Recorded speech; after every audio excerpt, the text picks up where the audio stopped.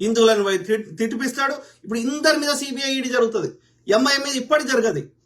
కాంగ్రెస్ ఉన్నప్పుడు 70 ఏళ్ళ కాంగ్రెస్ కేంద్రంలో పరిపాలించినప్పుడు ఎంఐఎం అనేది ఒక 7 సీట్లకు పరిమితమైన లోకల్ పార్టీ. ఇవాళ జాతీయ పార్టీ. బీహార్లో పోటీ చేస్తాడు, మహారాష్ట్రలో పోటీ చేస్తాడు, యూపీలో పోటీ చేస్తాడు, వెస్ట్ బెంగాల్లో పోటీ చేసే ప్రయత్నం చేసిండు. సో అంటే ఎంఐఎంని పెంచి పోషిస్తుంది ఎవరు? మరి ఆ ఎంఐఎం ఓల్డ్ సిటీని ఏమైనా బాగు చేసిందా? చేయదు. సో కాబట్టి ఇక్కడ బీజేపీ వచ్చే అవకాశం 1% కూడా లేదు.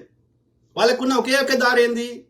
సిబిఐ ఈడీ వాడుకోవాలి. కాంగ్రెస్ వినదు, ఎంతకైనా పోరాడుతుంది కేజ్రీవాల్ లాగా. కాకపోతే కేజ్రీవాల్ చిన్న పార్టీ కాబట్టి తట్టుకోలేకపోయిండు.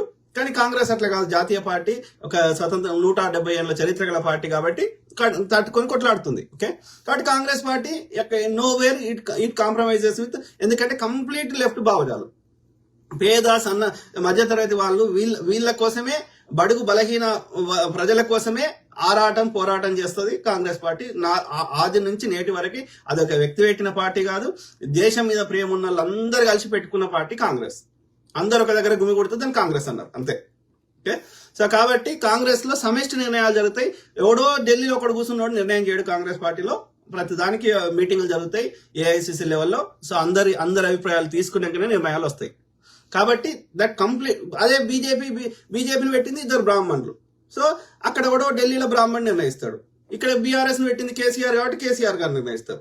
ఒక వ్యక్తుల పార్టీలు. కాంగ్రెస్ వ్యక్తుల పార్టీ కాదు. ఓకే, అందుకే కాంగ్రెస్ కి ఎవరైనా కాంగ్రెస్ పార్టీకి జాతీయ అధ్యక్షులు అయినారు. సో ఎవరైనా నిర్ణయం చేసే పొజిషన్ లో నాటి నుంచి నేటి వరకు ఉన్నారు. సో నేను ఏమంటున్నా అంటే the ideology is completely different. దోచుకునే మెంటాలిటీ ఉన్న వాళ్ళు ఆ యొక్క బీజేపీ, ఓకే, పెట్టుబడిదారు వ్యవస్థని కొద్ది మంది మొత్తం దేశ సంపదని కొద్ది మంది చేయలో పెట్టుకుని వాళ్ళ ఇల్లు మంచుకుంటే దేశం అంతా మంచిగా ఉంది అనుకుంటారు అన్నట్టు. సో ఆ దోచుకునే మెంటాలిటీ ఉన్న వాళ్ళందరూ బీజేపీకి డైరెక్ట్ గా ఇండైరెక్ట్ గా సపోర్ట్ చేస్తారు. అది టీడీపీ, వైసీపీ ఎవడైతే దోచుకోవడానికి మాత్రమే రాజకీయాల్లోకి వచ్చిన వాళ్ళందరూ దోచుకున్నది దాచుకోవడానికి. దోచుకున్నది దాచుకోవాలంటే అధికారంలో ఉండాలి, దోచుకోవాలంటే అధికారం కావాలి. కాబట్టి దొంగలు ఊర్లు పంచుకుంటారు. ఇప్పుడు కాంగ్రెస్ వచ్చిందానికి, ఇప్పుడు రాష్ట్రంలో వచ్చింది. బీజేపీకి వాళ్ళకి ఏమొస్తలేవు కదా కేంద్రంలో. అదే బీఆర్ఎస్ ఉంటే, ఇప్పుడు టీడీపీ ఉంది ఆంధ్రప్రదేశ్లో, పోతున్నాయి కదా వాళ్ళకి రావాల్సినవి. సో కాబట్టి ఏం ఆలోచిస్తుంది బీజేపీ? తను డైరెక్ట్ గా అక్కడ వచ్చిందనుకో డైరెక్ట్ గా ఎక్కువ దోసుకుంటుంది. తను డైరెక్ట్ గా ఆ రాష్ట్రంలో రాలేని పరిస్థితి ఉందనుకో, ఎవడైతే తమకు వాటాలు ఇస్తాడో దోసుకునే మెంటాలిటీ ఉన్నాడో వానికి అక్కడ కూర్చుని పెడుతుంది. Let's make it simple. So ఆ క్రమంలో తెలంగాణలో what is the other option? అయితే బీజేపీ అన్న డైరెక్ట్ రావాలి.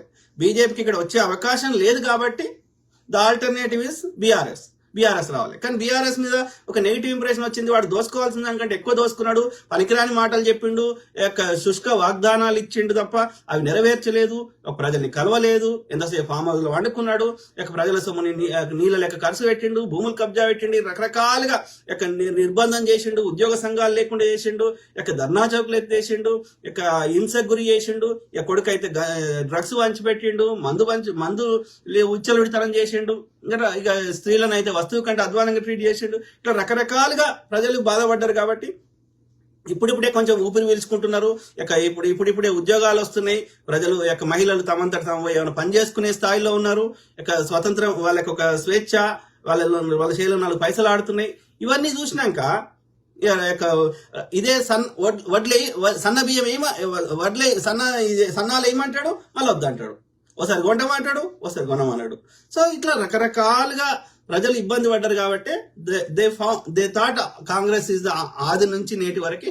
ఫస్ట్ లో కేసీఆర్ చెప్పినటువంటి దొంగ మాటలకి, ఊరు భాషకి ఏదో వీడేమో చేస్తాడేమో అని ఆశపడ్డారు. కానీ ఎప్పుడైతే వీడు దొంగ అని తెలిసిందో ఇంకెప్పుడు వాళ్ళ మీద మంచి ఇమేజ్ లేదు. కాబట్టి ఇలా బీఆర్ఎస్ వచ్చే అవకాశం నాకైతే కనిపిస్తలేదు. పట్టణాల్లో హైదరాబాద్ లో వచ్చింది అంటారు, అబ్సల్యూట్ నాన్ సెన్స్. హైదరాబాద్ లో ఉన్న లేబర్ వాళ్ళకి చిల్లర ఇచ్చి వాళ్ళతో ఓట్లు వేయించుకున్నారు. As simple as that. Okay, అంటే నేను చెప్తున్నా, పట్టణాల్లో అయినా పల్లెటూరులో అయినా కాంగ్రెస్ వాడు బలమైన అభ్యర్థికి 4 పైసల పరంగా గట్టిగా ఉండి ఇంతో అంతో అక్కడ నియోజకవర్గంలో మంచి పేరున్నోనికి ఈ కులం చూడకుండా టికెట్ ఇస్తే కాంగ్రెస్ పార్టీకి దాదాపు 80% నుంచి 90% సీట్లన్నీ కాంగ్రెస్ కే వస్తాయి. పట్టణాల్లో అయినా సరే, పల్లెటూరులో అయినా సరే.